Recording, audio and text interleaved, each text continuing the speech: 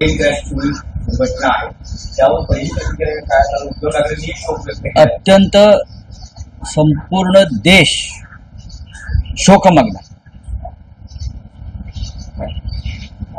Air इंडियाचं विमान Dreamliner कोसळणं ही या देशामध्ये हवाई वाहतूक करणाऱ्या प्रवाशांसाठी चिंताजनक आणि अस्वस्थ करणारी घटना आहे. अत्यंत सुरक्षित समजला जाणारा हे ड्रीमलाइनर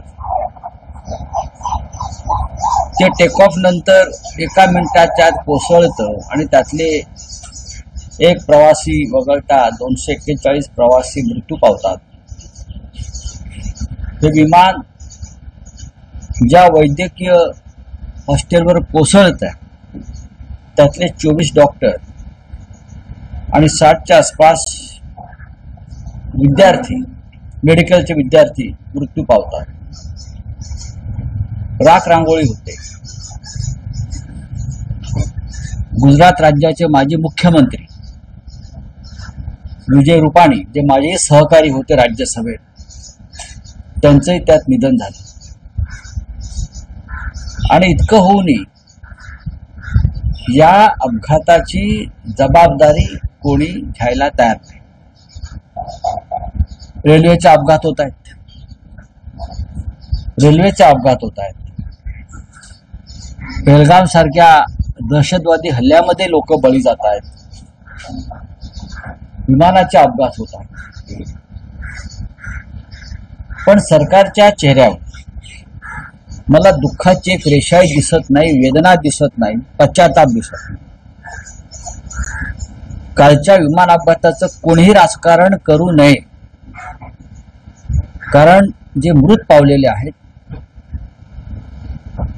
ते भारतीय असतील किंवा परदेशी नागरिक असतील, ते आपल्या भारतातून एअर इंडियानं प्रवास करत होते. लक्षात घ्या, याच्यामध्ये भारतीय हवाई क्षेत्राची प्रतिष्ठा पणाला लागते. एअर इंडिया याचं खाजगीकरण सरकारने केलंय आणि टाटाना दिलंय.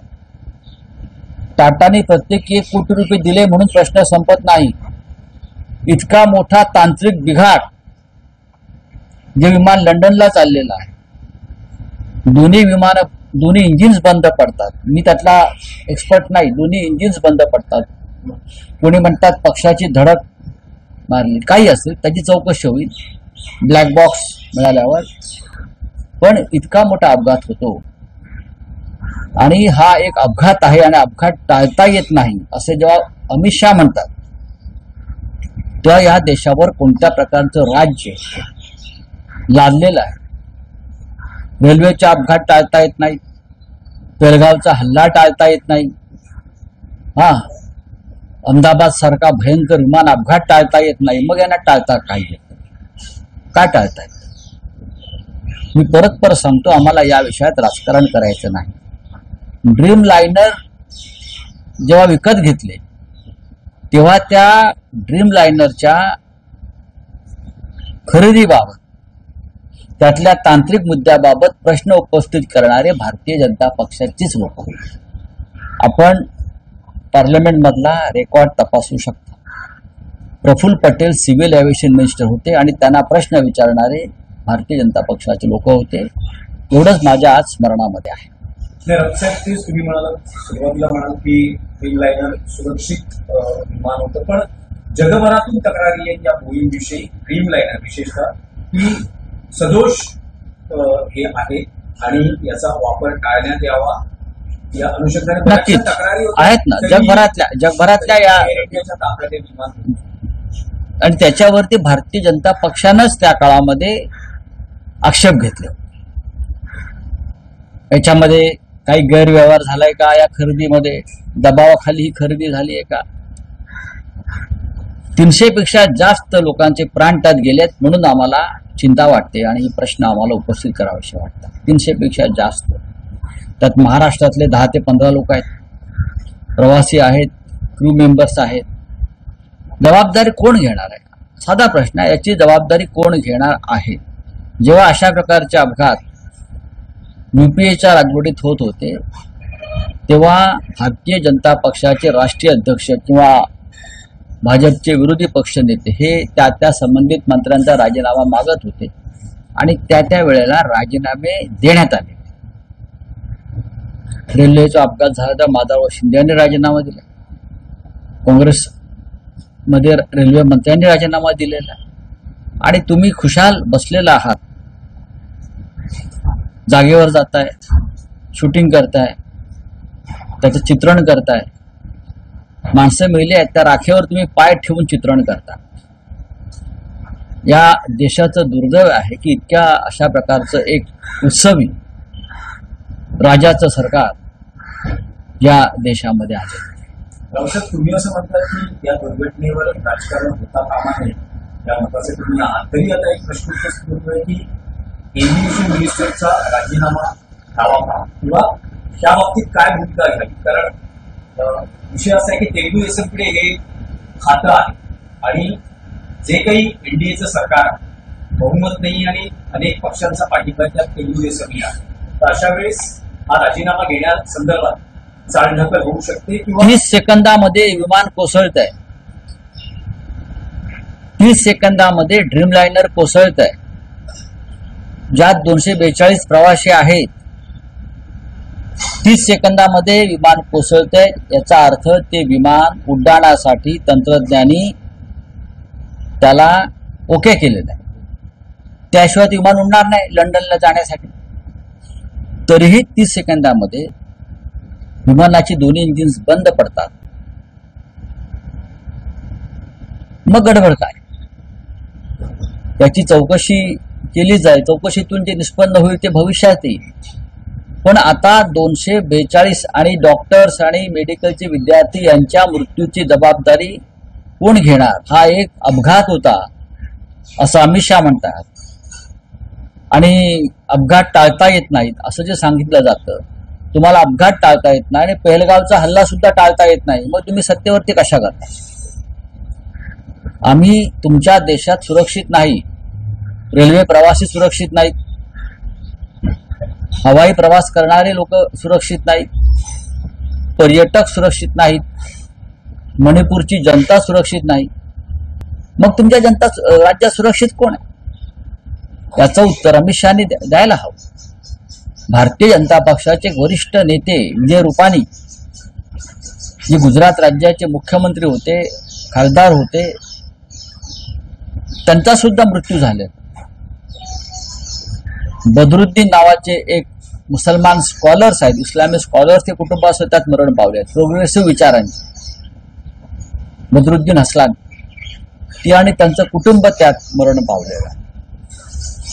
कोणीतरी जबाबदारी घ्यावी लागेल.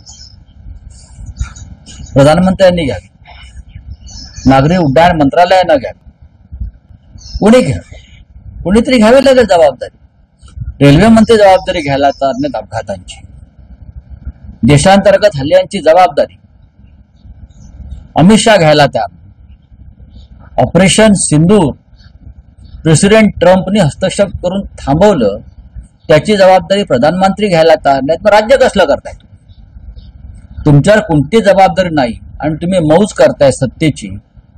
इथे देवेंद्र फडणवीस आणि तिकडे मोदी. जनता तुम्हाला सरेंडर आहे, बिचारी मरते आहे. रावसाहेब, पहलगाम घटनेनंतर तुम्ही केंद्रीय गृहमंत्री अमित शहा यांच्या राजीनाम्याची मागणी केली होती. आता ह्या दुर्घटनेनंतर विरोधी पक्ष किंवा शिवसेना, उद्धव बाळासाहेब ठाकरे पक्षाकडून नागरी उड्डयन मंत्र्यांच्या बघा जे मृत झाले त्यांच्या कुटुंबियांनी ही मागणी करायला पाहिजे. खरं म्हणजे सरकारकडे हे बळी आहेत ना, हा सुद्धा सदोष मनुष्यवधच आहे. 30 सेकंदामध्ये विमान कोसळ, त्याचा अर्थ घ्या, समजून घ्या. 30 सेकंदामध्ये, आणि ते सुद्धा ड्रीमलाइनर लंडनला जाणार. ती आपण पाहतोय, तुम्ही चित्र पाहिलंय, विमान उडते आणि खाली कोसळत आहे. मग टेक्निकल एक्सपर्ट जे असतात विमानतळावरचे, ATCचे लोक जे असतात, त्यांनी ते विमान जर उड्डाणासाठी योग्य ठरवलेलं आहे, मग विमान कोसळलं कसं? पंतप्रधानही आज पहाटे सकाळी पोहोचले आहेत. पंतप्रधानांकडून घटनास्थळाची पाहणी ते आणि फोटो वगैरे आलेले आहेत, आम्ही पाहिलं ते फोटो व्हिडिओ वगैरे नेहमीप्रमाणे आलेले आहेत. संवाद होय. हॉस्पिटलला जाऊन आहे, ठीक आहे. संवाद आहे. अमित शहा घटनास्थळी आहेत. पंतप्रधान त्यांची संवेदना व्यक्त करतात. बघा, संवेदना व्यक्त करणं आणि जबाबदारी घेण्यात फरक. संवेदना माननीय उद्धव ठाकरे साहेबांनी काल सगळ्यात आधी व्यक्त केले. आदित्य ठाकरे यांचा वाढदिवस होता, त्यांनी वाढदिवसाचा कार्यक्रम रद्द केला. मन, हृदय, संवेदना आम्हाला सुद्धा आहेत ना, म्हणून तर आम्ही हे सगळं करतो आहोत. आणि आमचंही हृदय जळत आहे ना. 241 अधिक डॉक्टर्स आणि वैद्यकीय विद्यार्थी यांच्या मृत्यूनंतर महाराष्ट्र हळहळतो आहे. महाराष्ट्र का अख्खा देश हळहळतो आहे. ते गुजरातला झालं म्हणून आम्हाला दुःख नाही असं नाही. गुजरात आमचंच आहे, आमचेच बांधव आहेत. ते विजय रुपानी आणि आमचे व्यक्तिगत संबंध फार उत्तम होते. दिल्लीमध्ये ते माझ्या शेजारी राहायचे. त्यांच्या पत्नी कोकणातल्याच आहेत. आम्ही म्हणजे फार चांगले संबंध होते त्यांचे आणि माझे. विजयभाईंचे फार सज्जन माणूस होता. आम्हाला दुःख आहे ना, हे जे बदरुद्दीन आणि त्यांचं कुटुंबीय वारलं, मी त्यांना ओळखत होतो. इस्लामी स्कॉलर्स आहेत, फार मोठं काम केलं आहे त्यांनी मुसलमानांच्या जीवनात सुधारणा आणण्यासाठी. असे अनेक लोक आहेत. हे जे कॅप्टन सबरवाल आहेत ते आमच्या पवईचे आहेत. कॅप्टन सबरवाल पवईचे आहेत. त्यातले जे बरेचशा मुली आहेत क्रू मेंबर्स, या महाराष्ट्रातल्या आहेत, बदलापूरच्या आहेत, उरणच्या आहेत, पंढरपूरचे कुटुंब आहे. आम्हाला दुःख आहे ना. दुःख आहे म्हणून तर मी बोलतोय ना पक्षाच्या वतीनं. सर, यही बात हिंदी में जानना चाहेंगे की यामध्ये ब्रिटनचे प्रवासी होते तेव्हा ब्रिटनकडनं आता इथे चौकशी करणार आहे. आंतरराष्ट्रीय पक्षावर अहो, 57 ब्रिटनचे प्रवासी आहेत, 7 पोर्तुगीज प्रवासी आहेत आणि 1 कॅनडाचा प्रवासी आहे. त्याच्यामुळे संपूर्ण देशभरामध्ये हाहाकार. भारतातून हवाई प्रवास करण्यासंदर्भात जर जगानं काही निर्णय घेतला तर ती भारताची नाचक्की होईल. भारतामधला हवाई प्रवास सुरक्षित नाही ही जर भावना जगभरात पसरली तर याच्यामध्ये देशाची नाचक्की. एकेकाळी एअर इंडिया महाराजा होता, त्याला महाराजाची प्रतिष्ठा होती, लक्षात घ्या. म्हणून आमचं एक या भारतीय नागरिक म्हणून आमचं हृदय जळतं. यही बात हिंदी में जानना चाहेंगे कि